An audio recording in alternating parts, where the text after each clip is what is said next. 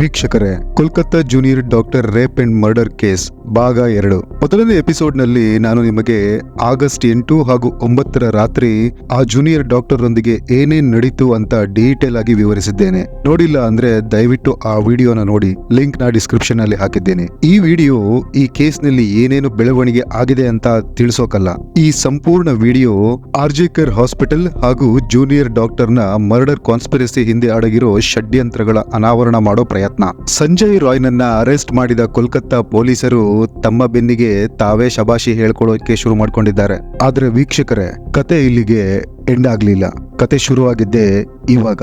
ಇಲ್ಲಿ ಸಿಕ್ತಿದ್ದಂತಹ ಪ್ರತಿಯೊಂದು ಸುಳಿವು ಒಂದು ಹೊಸ ಪ್ರಶ್ನೆಯನ್ನ ಹುಟ್ಟು ಹಾಕ್ತಾ ಇತ್ತು. ಇದಕ್ಕೆ ಉತ್ತರ ಕೋಲ್ಕತ್ತಾ ಪೊಲೀಸ್ನವರ ಬಳಿ ಆಗ್ಲಿ ಅಥವಾ ಹಾಸ್ಪಿಟಲ್ ಅಡ್ಮಿನಿಸ್ಟ್ರೇಟರ್ ನವರ ಬಳಿ ಆಗ್ಲಿ ಇರಲಿಲ್ಲ. ಸಂಜಯ್ ರಾಯ್ನ ಅರೆಸ್ಟ್ ನ ಬಳಿಕ ಜನಗಳ ಪ್ರೊಟೆಸ್ಟ್ ದಿನದಿಂದ ದಿನಕ್ಕೆ ಏರ್ತಾನೆ ಬಂತು. ಯಾಕೆಂದ್ರೆ ಪೋಸ್ಟ್ ಮಾರ್ಟಮ್ ರಿಪೋರ್ಟ್ ನಲ್ಲಿ ಇದ್ದಂತಹ ಬ್ರೂಟಾಲಿಟಿ ಪ್ರತಿಯೊಬ್ಬರನ್ನ ರೋಡ್ಗೆ ಇಳಿಸಿತ್ತು. ಯಾಕೆಂದ್ರೆ ಒಬ್ಬ ಕುಡಿದು ನಶೆಯಲ್ಲಿರುವಂತಹ ವ್ಯಕ್ತಿ 31 ವರ್ಷದ ಜೂನಿಯರ್ ಡಾಕ್ಟರ್ ಮೇಲೆ ಈ ರೀತಿ ಕ್ರೌರ್ಯ ಸಾಧಿಸೋದಿಕ್ಕೆ ಒಬ್ಬರಿಂದ ಸಾಧ್ಯನೇ ಇರಲಿಲ್ಲ. ಇಲ್ಲಿ ಗುರಿ ಏನು ಕರೆಕ್ಟ್ ಆಗೇ ಇತ್ತು, ಆದ್ರೆ ಒತ್ತಡಗಳನ್ನ ಮುಚ್ಚು ಹಾಕೋದಿಕ್ಕೆ ನಾಚಿಕೆಗೇಡಿನ ಆಟಗಳು ಒಂದೊಂದಾಗಿ ಶುರುವಾದವು. ಪ್ರೊಟೆಸ್ಟ್ ಮಾಡ್ತಿದ್ದಂತಹ ಡಾಕ್ಟರ್ಗಳಿಗೆ ಒಂದೊಂದಾಗಿ ಬೆದರಿಕೆಯ ಮೆಸೇಜ್ಗಳು ಬರೋದು ಶುರುವಾದವು. ಪ್ರಿನ್ಸಿಪಲ್ ಸಂದೀಪ್ ಘೋಷ್ ಮೊದಲಿಗೆ ಇದನ್ನ ಸೂಸೈಡ್ ಅಂತ ಡಿಕ್ಲೇರ್ ಮಾಡೋದ್ರ ಜೊತೆಗೆ ಆಕೆಯ ಮೆಂಟಲ್ ಹೆಲ್ತ್ ಬಗ್ಗೆನೂ ಪ್ರಶ್ನೆ ಮಾಡ್ತಾರೆ. ಯಾವಾಗ ಜನಗಳು ಇದರ ವಿರುದ್ಧವಾಗಿ ಮಾತನಾಡಕ್ಕೆ ಶುರು ಮಾಡ್ತಾರೋ ಆಗ ಅವರು ಹೊಸದೊಂದು ಡ್ರಾಮಾನ ಶುರು ಮಾಡ್ತಾರೆ. ಪ್ರಿನ್ಸಿಪಲ್ ಸಂದೀಪ್ ಘೋಷ್ ಮೊದಲಿಗೆ ನನ್ನ ಹೆಸರನ್ನ ಸೋಷಿಯಲ್ ಮೀಡಿಯಾಗಳಲ್ಲಿ ಹಾಳು ಮಾಡಲಾಗುತ್ತಿದೆ, ಕೊಲೆಯಾದ ಜೂನಿಯರ್ ಡಾಕ್ಟರ್ ನನ್ನ ಮಗಳಿದ್ದಂತೆ ಅಂತ ಹೇಳಿ ತಮ್ಮ ಸ್ಥಾನಕ್ಕೆ ರಾಜೀನಾಮೆ ಕೊಡ್ತಾರೆ. ಆದ್ರೆ ಇದು ಕೇವಲ ಒಂದು ದಿನದ ನಾಟಕ. ಯಾಕೆಂದ್ರೆ ನೆಕ್ಸ್ಟ್ ಡೇನೆ ಸಂದೀಪ್ ಘೋಷ್ಗೆ ನ್ಯಾಷನಲ್ ಮೆಡಿಕಲ್ ಕಾಲೇಜ್ಗೆ ಪ್ರಿನ್ಸಿಪಲ್ ಆಗಿ ನೇಮಿಸಲಾಗಿದೆ. ಸಂದೀಪ್ ಘೋಷ್ರ ಇಮೇಜ್ ಒಬ್ಬ ಭ್ರಷ್ಟ ಆಡಳಿತಗಾರ ಅನ್ನೋ ಹಾಗೆ ಇದೆ. ವೀಕ್ಷಕರೇ, ಇದನ್ನ ನಾನು ಹೇಳ್ತಾ ಇಲ್ಲ. ಮೊದಲಿಗೆ ಆರ್ಜಿಕರ್ ಹಾಸ್ಪಿಟಲ್ ನ x deputy superintendent Akhtar Ali ಅವರು ಕೊಟ್ಟಿರೋ ಸ್ಟೇಟ್ಮೆಂಟ್. बहुत ही करप्टेड आदमी है वो आर्जिकर मेडिकल कॉलेज में स्टूडेंट लोगों को फेल कराना और ये हॉस्टल वगैरह अलॉटमेंट में पैसा लेना और स्टाफ सिलेक्शन कमीशन, मतलब आर्जिकर में जो भी काम होता था सब जगह वो पैसा खाते थे. मतलब एक माफिया राजा बोल सकते हैं. मैंने अपनी पूरे कैरियर में इतना गंदा इंसान नहीं देखा. ಸ್ವಲ್ಪ ಯೋಚಿಸಿ ವೀಕ್ಷಕರೇ, ಈ ತರಹದ ವ್ಯಕ್ತಿ ಇಂಥ ಒಂದು ಹೈಯರ್ ಪೊಸಿಷನ್ ಅಲ್ಲಿ ಇರುವಾಗ, ಹಾಗೆ ಅವರಿಗೆ ಪೊಲಿಟಿಕಲ್ ಕನೆಕ್ಷನ್ ಗಳು ಬಹಳನೇ ಚೆನ್ನಾಗಿ ಇರುವಾಗ ಈ ಕೇಸ್ಗೆ ಸಂಬಂಧಪಟ್ಟ ಎವಿಡೆನ್ಸ್ ಗಳನ್ನ ಅಳಿಸಿ ಹಾಕೋದು ಎಷ್ಟು ಸುಲಭ. ನಿಜ ಹೇಳ್ಬೇಕಂದ್ರೆ ಈ ಕೇಸ್ ನಲ್ಲಿ ಸಂಜಯ್ ರಾಯ್ ಬರೀ ಮುಖ ಮಾತ್ರ.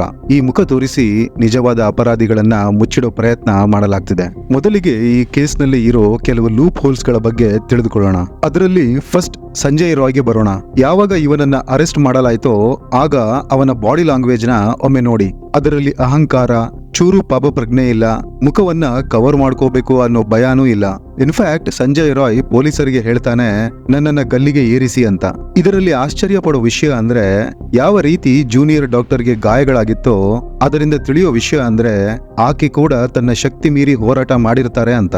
ಇಂಥ ಸಿಚುವೇಶನ್ ಗಳಲ್ಲಿ ಸಂಜಯ್ ರಾಯ್ಗೂ ಅಲ್ಪ ಸ್ವಲ್ಪ ಪೆಟ್ಟುಗಳಾಗಿರ್ಬೇಕಿತ್ತು. ಆದ್ರೆ ಸಂಜಯ್ ರಾಯ್ನ ದೇಹದಲ್ಲಿ ಗಾಯಗಳು ಸಾಯ್ಲಿ ಒಂದು ಮಾರ್ಕ್ ಕೂಡ ಇರಲಿಲ್ಲ. ಸಂಜಯ್ ರಾಯ್ನ ಪೊಲೀಸರು ಹಿಡಿದದ್ದು ಒಂದು ಮೂವಿ ಸ್ಟೋರಿ ತರ ಇದೆ. ಕ್ರೈಮ್ ಸೀನ್ ನಲ್ಲಿ ಆತನ ಎದುರು ಬೇಕುಂತಲೇ ಎವಿಡೆನ್ಸ್ ಇಟ್ಟಿರೋ ಹಾಗೆ ಇದೆ. ನಂತರ ಆರಾಮಾಗಿ ಹಾಸ್ಪಿಟಲ್ ನ ಪಕ್ಕದಲ್ಲೇ ಹೋಗಿ ಮಲ್ಕೊಂಡಿದ್ದ. ಆ ರಾತ್ರಿ ಈ ಜೂನಿಯರ್ ಡಾಕ್ಟರ್ ಜೊತೆಗೆ 4 ಬೇರೆ ಜೂನಿಯರ್ ಡಾಕ್ಟರ್ಗಳು ಕೂಡ ಇದ್ರು. ಜೊತೆಗೆ ಅದೇ ಫ್ಲೋರ್ ನಲ್ಲಿ ಬೇರೆ ಕೆಲವು ಜನಗಳು ಓಡಾಡ್ತಿದ್ರು ಅಂತ ಸಿಸಿಟಿವಿ ಫುಟೇಜ್ ನಲ್ಲಿ ಹೇಳಲಾಗಿದೆ. ಇಲ್ಲಿರೋ ಪ್ರಶ್ನೆ ಅಂದ್ರೆ ಸಂಜಯ್ ರಾಯ್ನ ಹೊರತಾಗಿ ಬೇರೆ ಯಾರದೇ DNA ಸ್ಯಾಂಪಲ್ಸ್ ನ ಯಾಕೆ ತಗೊಳ್ಳಿಲ್ಲ? ಅದು ಅಲ್ಲದೆ ಕ್ರೈಮ್ ಸ್ಪಾಟ್ ನಲ್ಲಿ ಸಿಕ್ಕಂತಹ ಕೂದಲು, ರಕ್ತ, ಸಿಮನ್ ಅನ್ನ ಪೊಲೀಸರು ಕಲೆಕ್ಟ್ ಮಾಡಿ ಬೇರೆ ಯಾವುದೇ ಸಸ್ಪೆಕ್ಟ್ ಜೊತೆ ಮ್ಯಾಚ್ ಮಾಡಿಸಿದ್ರಾ? ಇಲ್ಲ. 35 ಜನಗಳ ಸ್ಟೇಟ್ಮೆಂಟ್ ನ ರೆಕಾರ್ಡ್ ಮಾಡಲಾಗಿದೆ. ಆದ್ರೆ ಪ್ರಿನ್ಸಿಪಲ್ ಸಂದೀಪ್ ಘೋಷ್ರ ಸ್ಟೇಟ್ಮೆಂಟ್ ನ ಇವತ್ತಿನವರೆಗೂ ಯಾಕೆ ತಗೊಂಡಿಲ್ಲ? ಈವನ್ ಪ್ರಿನ್ಸಿಪಲ್ ರ ಕಾಲ್ details, bank account statements verify ಮಾಡಬೇಕಾಗಿತ್ತು ಪೊಲೀಸರು. ಯಾಕೆಂದ್ರೆ ಯಾವ ದಿಕ್ಕಿಗೆ ಈ ಕೇಸ್ ಹೋಗ್ತಿದೆಯೋ ಮೇಲ್ನೋಟಕ್ಕೇನೆ ಗೊತ್ತಾಗ್ತಿದೆ ಇದರಲ್ಲಿ ಬಹಳನೇ ಷಡ್ಯಂತ್ರ ಅಡಗಿದೆ ಅಂತ. ಈ ಸೆಮಿನಾರ್ ಹಾಲ್ ನ ಸೂಕ್ಷ್ಮವಾಗಿ ಗಮನಿಸಿದ್ರೆ ಇದರಲ್ಲಿ ಒಂದಕ್ಕಿಂತ ಹೆಚ್ಚು ಬಾಗಿಲುಗಳಿವೆ. ಹಾಗೆ ಪೊಲೀಸರು ಸಂಜಯ್ ರಾಯ್ ಯಾವ ಡೋರ್ ಇಂದ ಒಳಗೆ ಹೋಗಿ ಹೊರಗೆ ಬಂದ ಅನ್ನೋದನ್ನ ಇನ್ನೂ ಡಿಸ್ಕ್ಲೋಸ್ ಮಾಡಿಲ್ಲ. ಜೂನಿಯರ್ ಡಾಕ್ಟರ್ ಮೇಲೆ ಆ ರೀತಿಯ ಕ್ರೌರ್ಯ ನಡೆಯುವಾಗ ಆಕೆಯ ಕಿರುಚಾಟ ಯಾರಿಗೂ ಕೇಳಲಿಲ್ವಾ? ಹಾಸ್ಪಿಟಲ್ ಸಾಮಾನ್ಯವಾಗಿ ಸೈಲೆಂಟ್ ಆಗೇ ಇರುತ್ತೆ, ಜಾಸ್ತಿ ಯಾರು ಕಿರುಚಿ ಮಾತನಾಡಲ್ಲ. ಅದರಲ್ಲೂ ಈ ಘಟನೆ ರಾತ್ರಿ 3 ಗಂಟೆ ಸಮಯದಲ್ಲಿ ನಡೀತಿದೆ ಅಂದ್ರೆ ಹಾಸ್ಪಿಟಲ್ ಪಿನ್ ಡ್ರಾಪ್ ಸೈಲೆಂಟ್ ಆಗಿರುತ್ತೆ. ಆ ಟೈಮ್ನಲ್ಲಿ ಸ್ವಲ್ಪ ಸೌಂಡ್ ಮಾಡಿದ್ರು ದೂರದವರೆಗೂ ಕೇಳಿಸುತ್ತೆ. ಪ್ಲಸ್ ನೀವು ಇಲ್ಲಿ ನೋಡಬಹುದು, ಈ ಕಾರಿಡೋರ್ ನ ಅಗಲಾನು ಅಷ್ಟಾಗಿ ಇಲ್ಲ. ಸೆಮಿನಾರ್ ಹಾಲ್ ನ ಸೌಂಡ್ ಬೇರೆ ರೂಮ್ಗೆ ಕೇಳಿಸದಿರುವಷ್ಟು.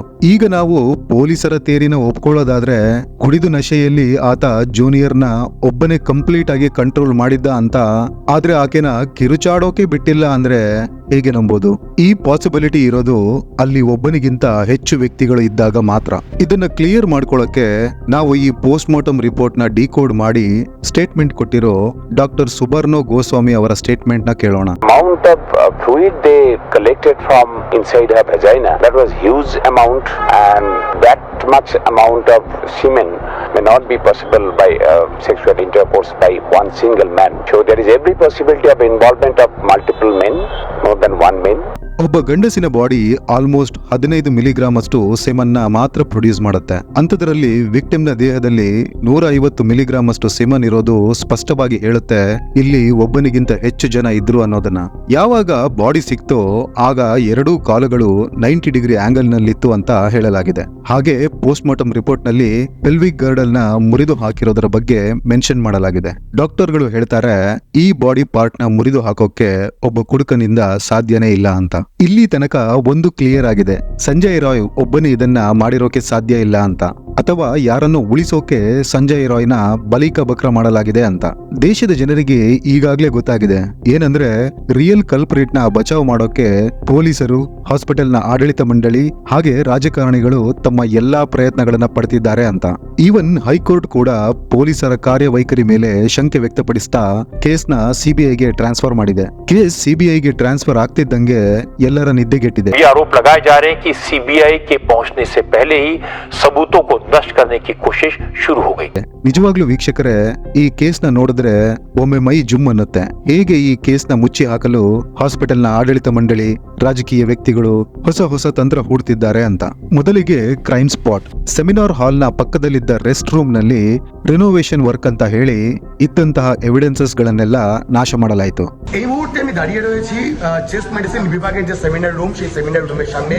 এখানে কলকাতা পুলিশের কর্মীরা মোতায়েন রয়েছে এবং যে প্লেস অফ অকারেন্স পিও তার সামনে এখানে কনস্ট্রাকশনের কাজ চলছে। এবং যখন আমরা রিপাবলিক বাংলা এসে পৌঁছই সেই সময় পুলিশ কর্মীরা তারা এখানে প্রশ্ন তোলেন যে আমরা কেন এখানে, এবং বারবার যে প্রশ্নটা হচ্ছে একাধিক জায়গায় কিন্তু মেইনটেনেন্স। ಇಷ್ಟು ಮಾಡಿಯೂ ತೃಪ್ತಿ ಆಗದಿದ್ದ ಮೇಲೆ ಲಾರಿ ತುಂಬಾ ರೌಡಿಗಳನ್ನ ಕಳಿಸಿ ಆರ್ಜಿಕರ್ ಹಾಸ್ಪಿಟಲ್ ನಲ್ಲಿ ಯಾವ ರೀತಿ ಗಲಾಟೆ ಮಾಡಿಸಿದ್ದಾರೆ ನೀವೇ ನೋಡಿ.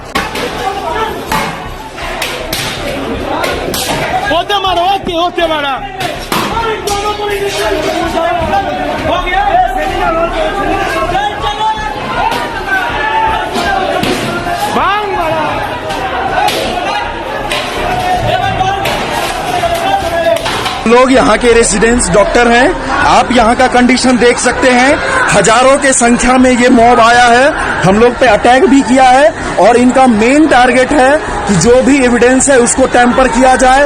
और यहाँ का जो लोकल पुलिस है ये कुछ भी कंट्रोल नहीं कर पाया है, हम लोग पे अटैक किया गया है और ये सारे मॉब की स्थिति आप देख सकते हैं क्या किया है इन्होंने। वी डिमांड सेंट्रल फोर्स आए और हमें प्रोटेक्शन दे। ಸಿಬಿಐ ಕೈಗೆ ಎವಿಡೆನ್ಸಸ್ಗಳು ಸಿಗೋಕೆ ಮುಂಚೆ ಎಲ್ಲದನ್ನು ಅಳಿಸಿ ಹಾಕಬೇಕು. ಜೊತೆಗೆ ಧರಣಿಯಲ್ಲಿ ಕೂತಿದ್ದ ಡಾಕ್ಟರ್ಗಳು ಹಾಗೆ ಮೆಡಿಕಲ್ ಸ್ಟಾಫ್ಗಳನ್ನ ಅಲ್ಲಿಂದ ಹೊಡೆದು ಓಡಿಸಬೇಕು. ವೀಕ್ಷಕರೇ, ಈ ಎಲ್ಲಾ ವಿಷಯಗಳ ಮೂಲ ಸೂತ್ರಧಾರಿ Kolkata police commissioner Vineet Kumar Goyal.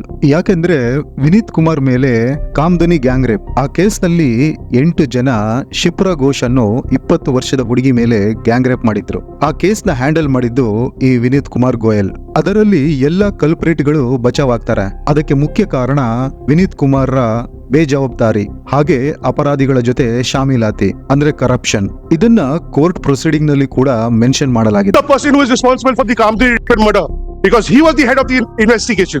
He blotched it up completely. And the same thing he has done. Same modus operandi by this Vineet Goyal. But he needs to go.